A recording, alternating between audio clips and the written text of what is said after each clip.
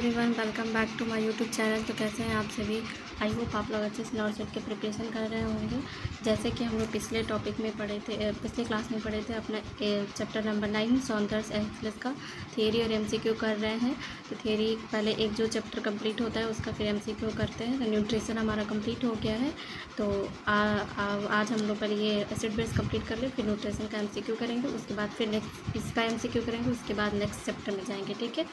तो मैंने एनटेक्स का एडिशन 4, एडिशन 6 और एडिशन 9 मिला करके मैंने नोट्स बनाया है। बहुत टफ होता है, सारे बच्चे पढ़ नहीं पाते हैं तो, और नोट्स भी कैरी नहीं, मतलब खुद से नहीं बना पाते। तो जिनको डिफ़िकल्टी होती है वो भी, और जिनको और नोट्स चाहिए बना बनाया वो भी यहाँ से ले सकते हैं। और किसी को पीडीएफ चाहिए होगा तो वो भी कमेंट बॉक्स में कमेंट कर सकता है। तो चलिए, अगर मेरी क्लास अच्छी लगती है तो चैनल को सब्सक्राइब कर दीजिए, जल्दी जल्दी 500 सब्सक्राइबर कर दीजिए और मुझे ऐसे ही सपोर्ट करते रहिए। तो चलिए देखते हैं, आज हम पढ़ेंगे रेस्पिरेटरी एसिडोसिस। ठीक है। तो देखिए, रेस्पिरेटरी एसिडोसिस में क्या होता है कि हाइड्रोजन जो होता है वो इंक्रीज हो जाता है और पीएच जो होता है वो क्या होता है, डिक्रीज होता है। तो पीएच का नॉर्म कितना से डिक्रीज हो जाएगा, 7.35 से डिक्रीज हो जाता है। ठीक है। उसके बाद आता है PCO2 जो होता है वो PCO2 जो है इंक्रीज हो जाएगा, 45 से इंक्रीज हो जाता है। तो ये हमारा क्या होगा, इसमें देखो कि पीएच और इसमें हाइड्रोजन और पीएच जो है इंक्रीज हो रहा है, और हाइड्रोजन और PCO2 इंक्रीज हो रहा है और पीएच जो है वो डिक्रीज हो रहा है। ठीक है। तो ये हमारा होता है रेस्पिरेटरी, इसे हम कहते हैं इस कंडीशन को रेस्पिरेटरी एसिडोसिस। कहीं भी आएगा तो ये चीज़ आपको नोट कर रहे हैं कि ये और ये एक साथ बढ़ेगा और ये जो है कम होगा, तो रेस्पिरेटरी एसिडोसिस का कंडीशन होगा। फिर इसका कॉज क्या हो सकता है कि डिफरेंट इन लंग्स और डिजीज़ में हो सकता है। ठीक है। लंग्स डिजीज़ हो या लंग्स में कोई डिफेक्ट आ जाए उसकी वजह से हो सकता है। ये आप जाकर बुक का बॉक्स नंबर 9.1 से लिया गया है। ठीक है। और इसको जैसे कि डिजीज़ कंडीशन का नाम अगर देखें तो अस्थमा हो गया, निमोनिया हो गया, पल्मोनरी एडिमा हो गया, एटलेक्टेसिस हो गया, ब्रेन ट्यूमर ट्रमा और रेस्पिरेटरी डिस्ट्रेस हो गया, ब्रोंकाइटिस हो गया। ठीक है। तो ये सारे कंडीशन में क्या होता है, रेस्पिरेटरी एसिडोसिस देखने को मिलता है। मेनली आप याद रखना कि एयरवे से रिलेटेड जो भी कंडीशन होगा उसमें ज़्यादातर रेस्पिरेटरी एसिडोसिस देखने को मिलते हैं। ठीक है। उसकी वजह से क्या हो गया हमारा, हाइपो वेंटिलेशन कंडीशन और डिप्रेस रेस्पिरेटरी सिस्टम। ठीक है। दूसरा क्या होता है कि पहला डिफेक्ट लंग्स में होगा तभी भी होगा। दूसरा क्या होगा, हाइपो वेंटिलेशन पेशेंट जो वो हाइपो वेंटिलेशन कंडीशन में चला जाएगा, या फिर रेस्पिरेटरी डिस्ट्रेस होगा, उसमें भी होता है। तो जैसे कि CNS का डिप्रेशन होता है। ठीक है। क्या होता है, CNS का डिप्रेशन। और CNS का डिप्रेशन कैसे होता है, ओपियोइड यूज़ करते हैं पेशेंट को, या सेडेटिव पेशेंट जो सेडेटिव यूज़ कर रहे हैं या फिर एनेस्थीसिया देते हैं, उस पेशेंट को क्या होता है, हमारा CNS का डिप्रेशन होता है। फिर पेशेंट जो है हाइपो वेंटिलेशन में जा सकता है या फिर रेस्पिरेटरी डिस्ट्रेस कॉज करता है। ठीक है। और ये अगर होता है तो हम इसका इंटरवेंशन, रेस्पिरेटरी एसिडोसिस का इंटरवेंशन क्या करेंगे ये आपको देखना है। इंटरवेंशन में जो है फर्स्ट मॉनिटर करेंगे साइन ऑफ रेस्पिरेटरी डिस्ट्रेस। ठीक है। सबसे पहले क्या करेंगे कि साइन ऑफ रेस्पिरेटरी डिस्ट्रेस को मॉनिटर करेंगे और उसके बाद से तो उसमें क्या चेक करेंगे कि जो ब्रीथ है वो हमारा सबसे पहले ब्रीथिंग चेक करेंगे कि 12 से कम तो नहीं है, 12 ब्रीथ पर मिनट से कम तो नहीं है। ठीक है। उसके बाद से administration oxygen as prescribe, oxygen administer करेंगे जैसा कि प्रिस्क्राइब किया होगा डॉक्टर ने। पोजीशन देंगे सेमी फॉलोर पोजीशन, इंकरेज करेंगे पेशेंट को कि टर्न करेगा, साइड में कफ करेगा, डीप ब्रीथिंग करेगा। ठीक है। और क्या होगा, इंक्रीज करेंगे रेस्ट को, पेशेंट के रेस्ट को इंक्रीज़ करने बोलेंगे।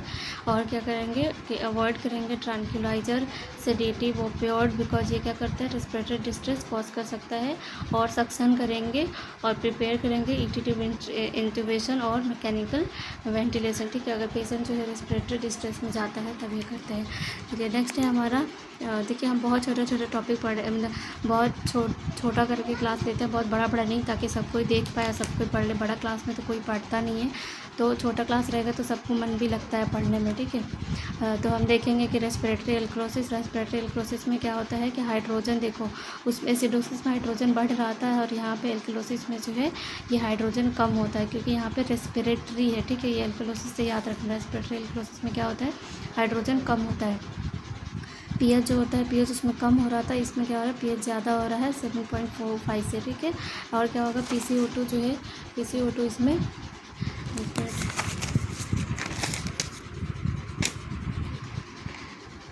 PCO2 जो है इसमें डिक्रीज होगा, उसमें जो है PCO2 और हाइड्रोजन इंक्रीज हो रहा था और pH कम हो रहा था। यहाँ पे pH इकलौता जो है वो इंक्रीज होगा और ये दोनों जो है ये डिक्रीज होंगे। ये सेम रेस्पिरेटरी में हमेशा याद रखना कि pH और PCO2 और हाइड्रोजन जो होता है सेम डायरेक्शन में जाते हैं।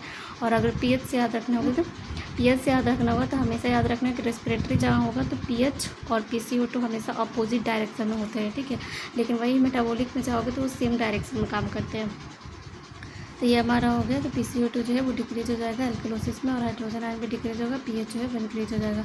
इसका कॉज क्या होता है, देखो PIQ जो है टेम्परेचर से पूछा है। मेटाबॉलिज्म अगर फीवर होता है, ठीक है, फीवर में कैसे होता है, फीवर कॉज कैसे करता है, रेस्पिरेटरी एल्कलोसिस। तो फीवर मेटाबॉलिज्म को बढ़ाता है। जब मेटाबॉलिज्म को बढ़ाएगा तो क्या होगा कि रेस्पिरेटरी डेप्थ जो है वो डिक्रीज हो जाएगा, ठीक है। रेस्पिरेटरी डेप्थ इंक्रीज हो जाएगा। जब मेटाबॉलिज्म बढ़ेगा तो रेस्पिरेटरी डेप्थ इंक्रीज हो जाएगा। जब डेप्थ इंक्रीज होगा तो क्या होगा, O2 ऑक्सीजन डिमांड बढ़ेगा। ऑक्सीजन डिमांड बढ़ेगा तो कार्बन डाइऑक्साइड डिक्रीज होगा। कार्बन डाइऑक्साइड डिक्रीज होगा तो फिर क्या होगा, हाइपॉक्सिया होगा और हाइपर वेंटिलेशन होगा। क्या होगा, हाइपॉक्सिया और हाइपर वेंटिलेशन होगा।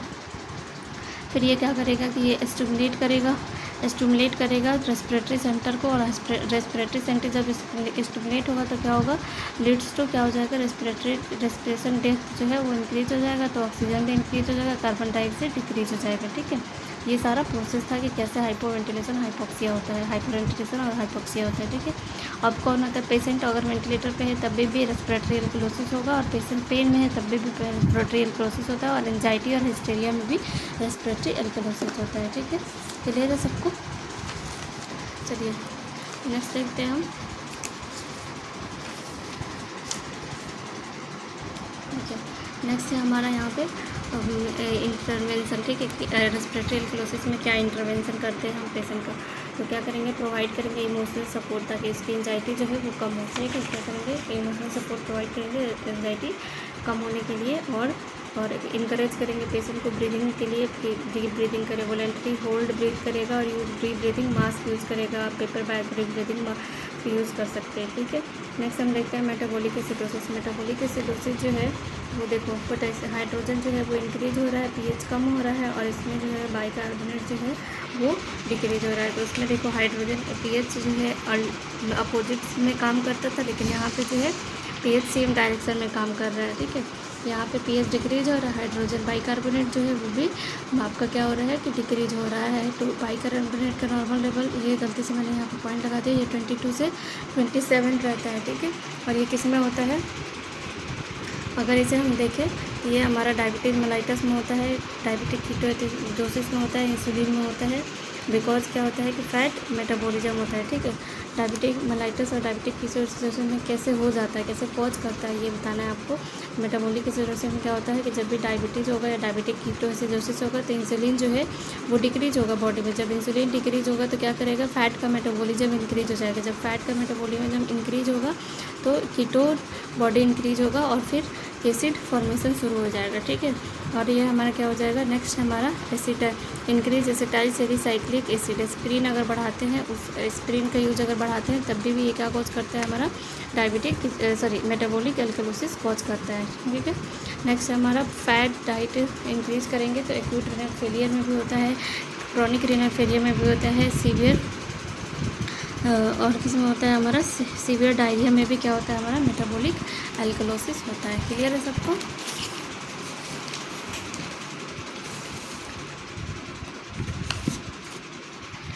क्लियर है सबको। हम लोग क्या देख लिए कि इसका कॉज वगैरह सब देख लिया है। अब हम नेक्स्ट पार्ट में चलते हैं।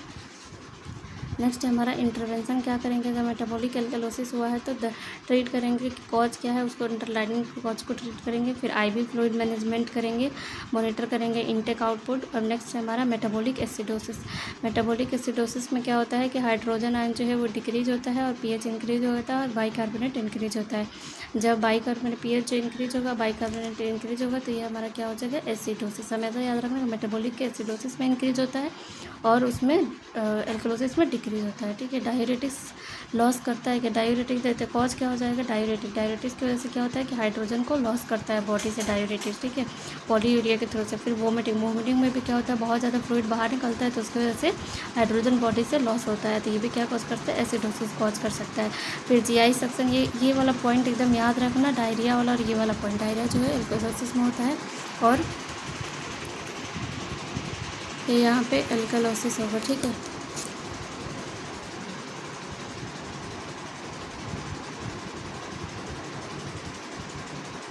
ये क्या होगा हमारा एल्कलोसिस, ठीक है। ऊपर देखे थे एसिडोसिस। अब यहाँ मैंने कहा होगा डायरिया सक्शन, अगर पूछता है क्वेश्चन बहुत बार, वोमिटिंग हुआ है पेशेंट को तो इसमें क्या होगा, तो ये हमारा वोमिटिंग वाले पेशेंट में क्या होता है कि मेटाबॉलिक एल्कलोसिस होता है, ठीक है। जीआई सक्शन में भी मेटाबॉलिक एल्कलोसिस होता है।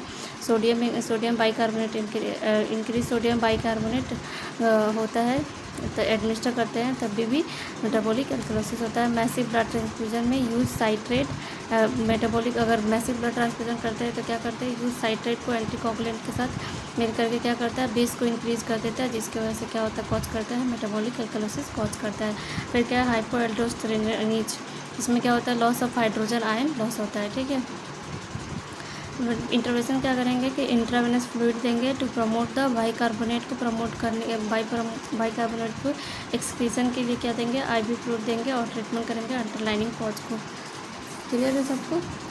फिर अगर हम कुछ इसमें एक्स्ट्रा पॉइंट जो दिया है वो है आपका, यहाँ पे देख सकते हैं कि नॉर्मल एबीजी वैल्यू, ठीक है। नॉर्मल एबीजी वैल्यू अगर हम लोग देख लें तो क्या होता है, पीएच का मान जो है 7.35 से लेकर के 7.45 होता है।